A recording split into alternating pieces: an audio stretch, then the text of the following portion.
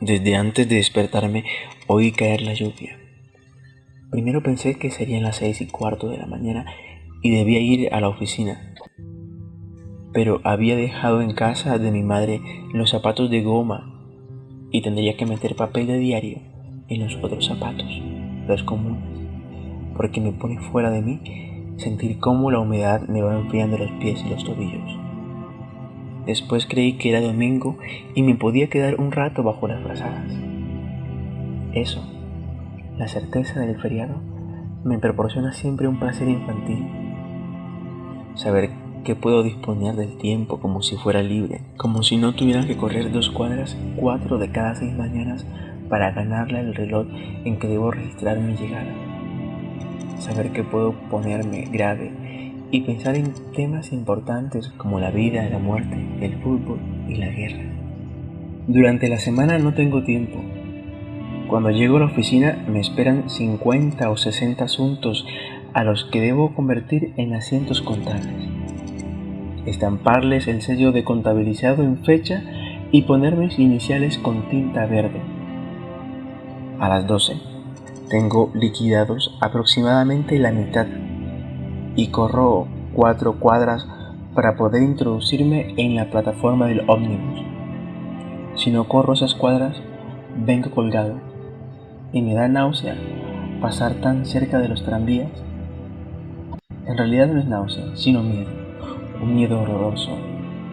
Eso no significa que piense en la muerte, sino que me da asco imaginarme con la cabeza rota o despanzurrado en medio de 200 preocupados curiosos que se empinarán para verme y contarlo todo el día siguiente, mientras saborean el postre en el almuerzo familiar.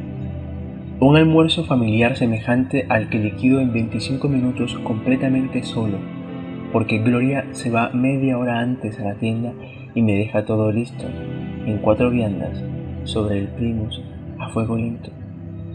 De manera que no tengo más que lavarme las manos y tragar la sopa, la milanesa, la tortilla y la compota. Echarle un vistazo al diario y lanzarme otra vez a la casa del ómnibus.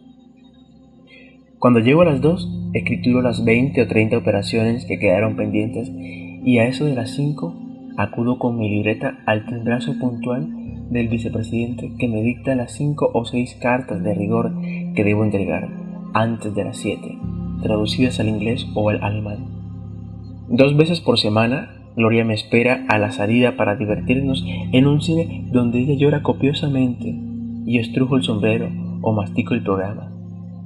Los otros días, ella va a ver a su madre y yo atiendo la contabilidad de 2 panaderías, cuyos propietarios, 2 gallegos y un mallorquín, ganan lo suficiente fabricando bizcochos con huevos podridos, pero más aún regentando las amuebladas más concurridas de la zona sur. De modo que cuando regreso a casa ella está durmiendo o, cuando volvemos juntos, cenamos y nos acostamos enseguida, cansados como animales. Muy pocas noches nos queda cuerda para el consumo conyugal, y así, sin leer un solo libro, sin comentar siquiera las discusiones entre mis compañeros o las brutalidades de su jefe, que se llama a sí mismo un pan de Dios y al que ellos denominan pan duro, sin decirnos a veces buenas noches, nos quedamos dormidos sin apagar la luz, porque ella quería leer El crimen y yo la página de deportes. Los comentarios quedan para un sábado como este, porque en realidad era un sábado, el final de una siesta de sábado. Yo me levanto a las 3:30 y preparo el té con leche y lo traigo a la cama, y ella se despierta entonces y pasa revista a la rutina semanal y pone al día mis calcetines antes de levantarse a las 5:45 para escuchar la hora del bolero. Sin embargo, este sábado no hubiera sido de comentarios, porque anoche, después del cine, me excedí en el elogio a Margaret Sullivan, y ella sin titubear se puso a pellizcarme y como yo seguía inmutable, me agredió con algo más temible y solapado como la descripción simpática de un compañero de la tienda. Y es una trampa, claro, porque la actriz es una imagen y el tipo ese todo es un baboso de carne y hueso. Por esa estupidez nos acostamos sin hablarnos y esperamos una media hora con la luz apagada a ver si el otro iniciaba el trámite reconciliatorio. Yo no tenía inconveniente en ser el primero, como en tantas otras veces, pero el sueño empezó antes de que terminara el simulacro de odio y la paz fue postergada para el espacio en blanco de esta siesta. Por eso cuando vi que llovía, pensé que era mejor, porque la inclemencia exterior reforzaría automáticamente nuestra intimidad, y ninguno de los dos iba a ser tan idiota como para pasar de trompa y en silencio una tarde lluviosa de sábado que necesariamente deberíamos compartir en un apartamento de 2 habitaciones donde la soledad virtualmente no existe y todo se reduce a vivir frente a frente. Ella se despertó con quejidos, pero yo no pensé en nada malo. Siempre se queja al despertarse. Pero cuando se despertó del todo e investigué en su rostro, la noté verdaderamente mal, con el sufrimiento patente en las ojeras. No me acordé entonces que no nos hablábamos y le pregunté qué le pasaba. Le dolía en el costado, le dolía muy fuerte y estaba asustada. Le dije que iba a llamar a la doctora y ella dijo que sí, que la llamara enseguida. Trataba de sonreír, pero tenía los ojos tan hundidos que yo vacilaba entre quedarme con ella o ir a hablar por teléfono. Después pensé que si no iba se asustaría más, y entonces bajé y llamé a la doctora.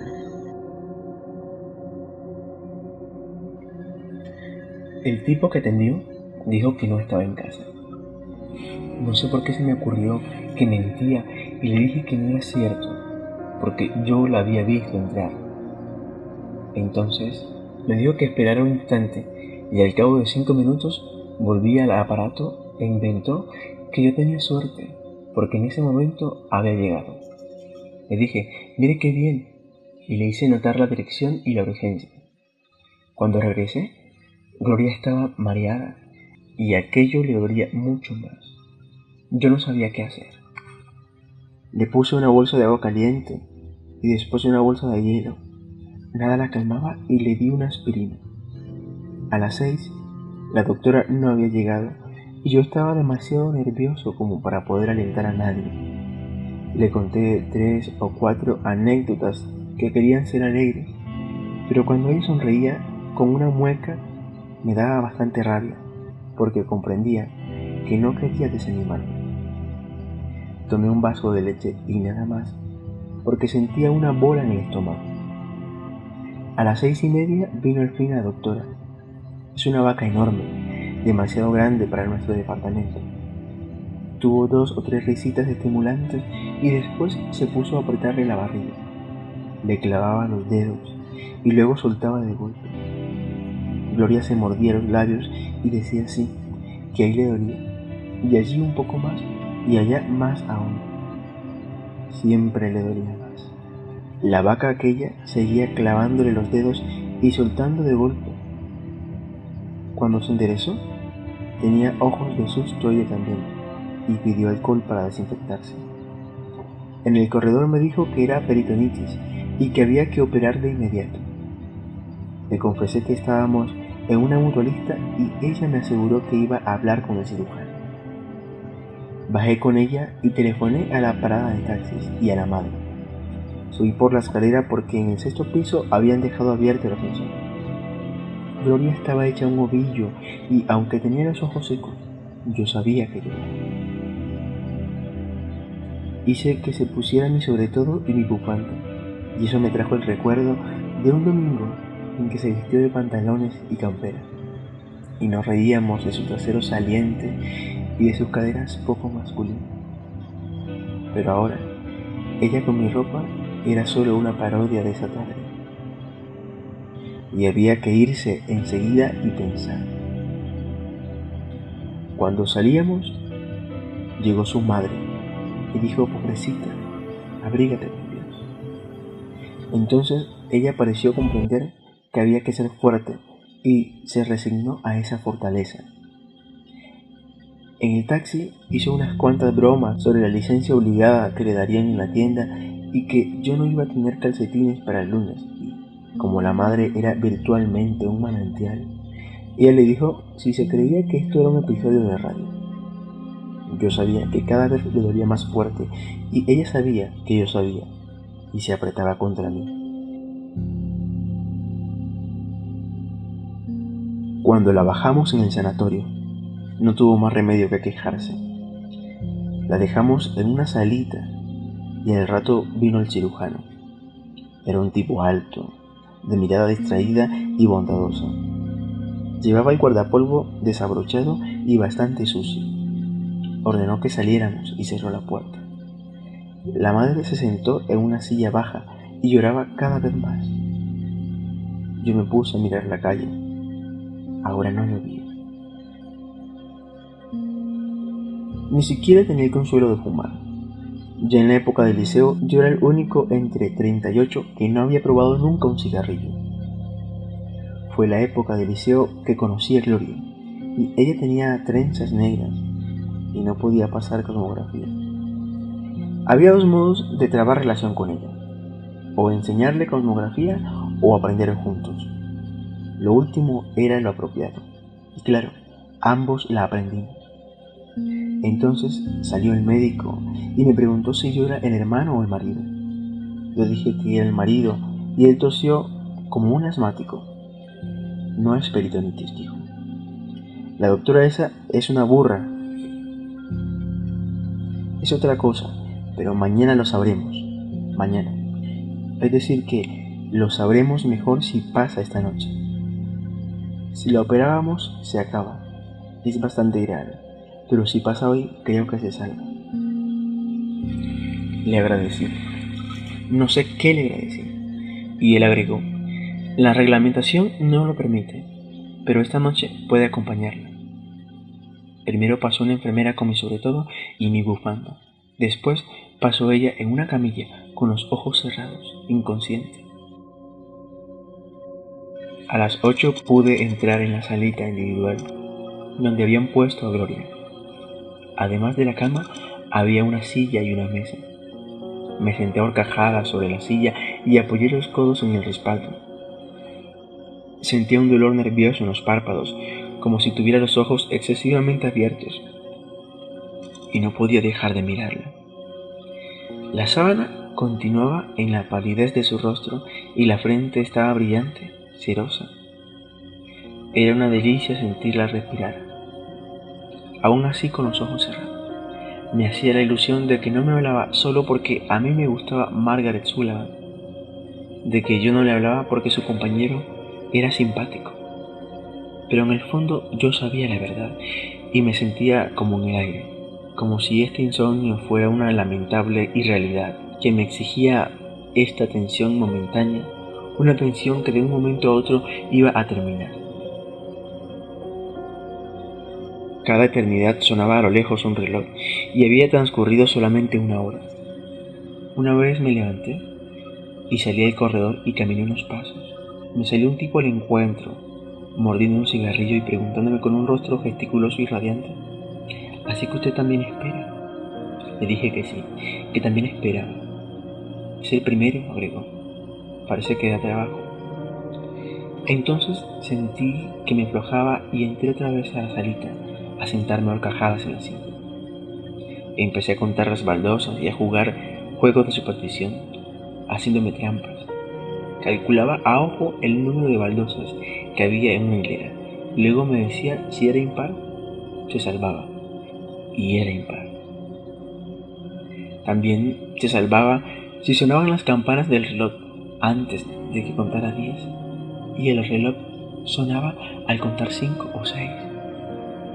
De pronto me hallé pensando, si pasa de hoy, y me entró el pánico. Era preciso asegurar el futuro, imaginarlo a todo trance. Era preciso fabricar un futuro para arrancarla de esta muerte en cierne. Y me puse a pensar que en la licencia anual iríamos a Floresta, que el domingo próximo, porque era necesario crear un futuro bien cercano. Iríamos a cenar con mi hermano y su mujer y nos reiríamos con ellos del susto de mi suegra y que yo haría pública mi ruptura formal con Margaret Sullivan, y que Gloria y yo tendríamos un hijo, 2 hijos, 4 hijos, y cada vez yo me pondría a esperar impaciente en el corredor. Entonces entró una enfermera y me hizo salir para darle una inyección. Después volví y seguí formulando ese futuro fácil y transparente. Pero ella sacudió la cabeza, murmuró algo y nada más. Entonces todo el presente era ella luchando por vivir. Solo ella y yo, y la amenaza de la muerte. Solo yo pendiente de las aletas de su nariz que benditamente se abrían y se cerraban. Solo esta salita y el reloj sonando. Entonces extraje la billetera y empecé a escribir esto para leérselo a ella cuando estuviéramos otra vez en casa, para leérmelo a mí cuando estuviéramos otra vez en casa. Otra vez en casa, qué bien sonaba. Y sin embargo, parecía tan lejano como la primera mujer cuando uno tiene 11 años, como el reumatismo cuando uno tiene 20, como la muerte cuando solo era ayer. De pronto me distraje y pensé en los partidos de hoy, en si los habrían suspendido por la lluvia, en el juez inglés que debutaba en el estadio, en los asientos contables que escrituré esta mañana. Pero cuando ella volvió a penetrar por mis ojos, con la frente brillante y cerosa, con la boca seca, masticando su fiebre, me sentí profundamente ajeno en ese sábado que habría sido el mío. Eran las 11:30 y me acordé de Dios, de mi antigua esperanza de que acaso existiera.